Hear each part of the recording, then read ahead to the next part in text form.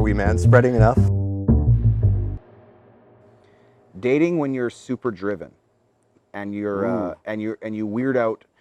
She says, "Man weirding out successful That's right up my alley right here, and man. never in the country." I could. Okay.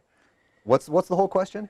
Okay, so dating when you're super driven and you weird people out because you're so successful and driven and obsessed and all that, and you're never around because you're always traveling.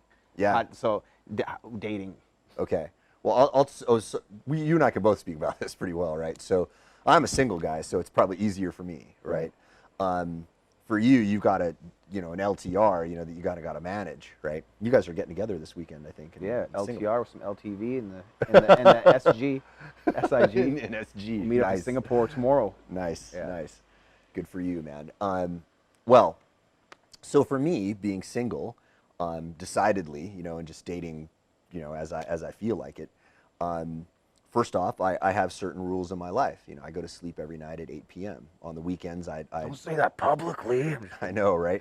Yeah, there are people who judge that. Like, I'm at a point now where it's like, whatever. You do what you want. Yeah. Well, I haven't talked about this in one of my wake up videos recently. I talked about how there was this I think I mentioned to you guys. This is like this woman is like God, like amazing, right? Like in every way, not just like banging as far as beauty, right, but also like super smart and super cool, right. And we just like clicked, and I was like, I really like this girl, man. Like, we just clicked so well.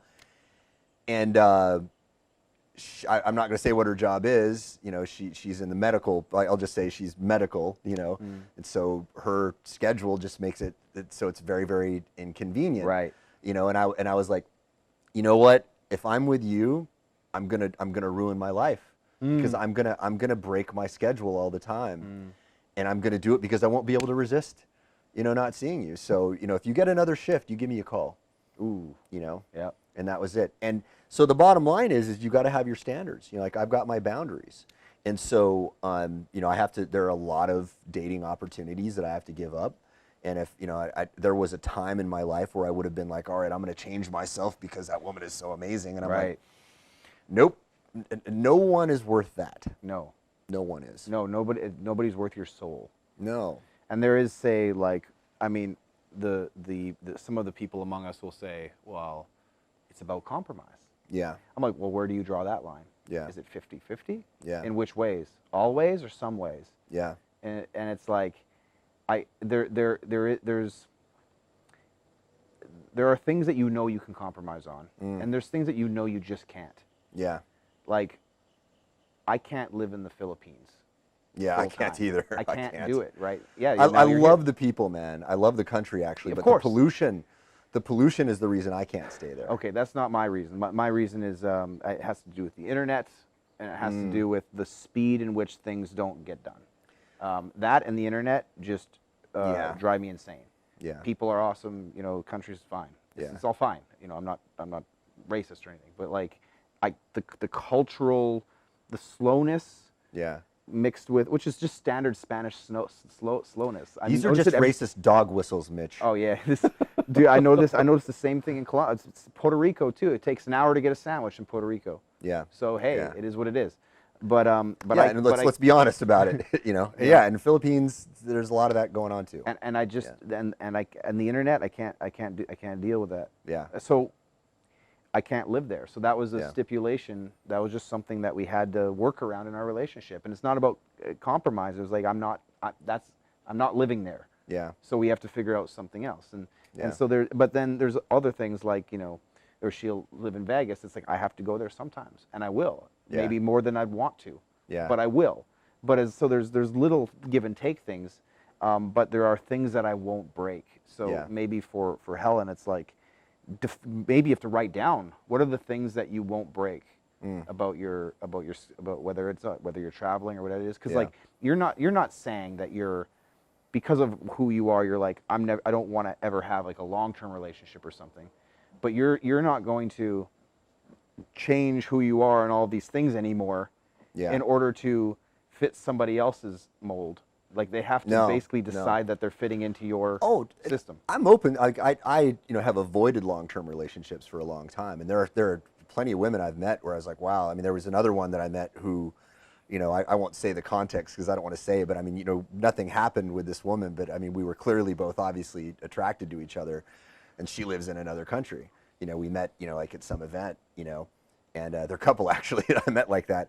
And I was like, you know, what am I going to do about this? You know, like, okay, maybe, you know, there could be, you know, some fun times, you know, but then that's you know, but I'm not gonna get into a long distance, long-term relationship, you know, because I applaud you for your ability to manage it. You know what I mean? It's called being heartless.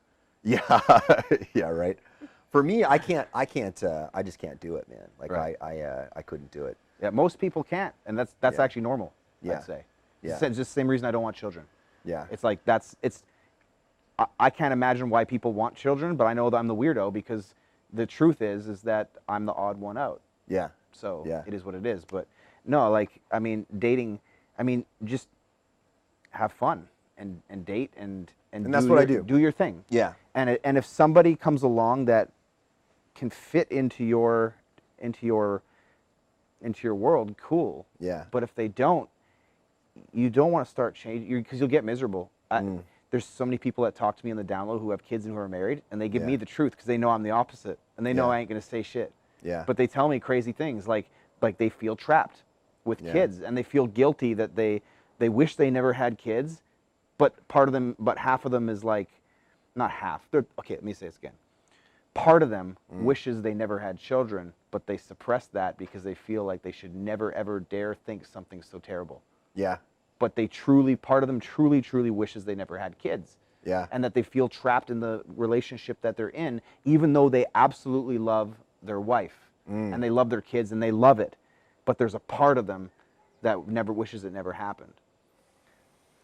Yeah, not having kids, I don't know what that's like. You know, I would like to think, you know, coming from a, you know, kind of a, you know, broken, you know, family of sorts, you know, that I would keep it together. You know, like whatever, you know, what I would do, whatever I have to do. But at the same time, I can't judge, you know, my parents for, you know, what went on for them because I don't know what I would do if I were in that situation.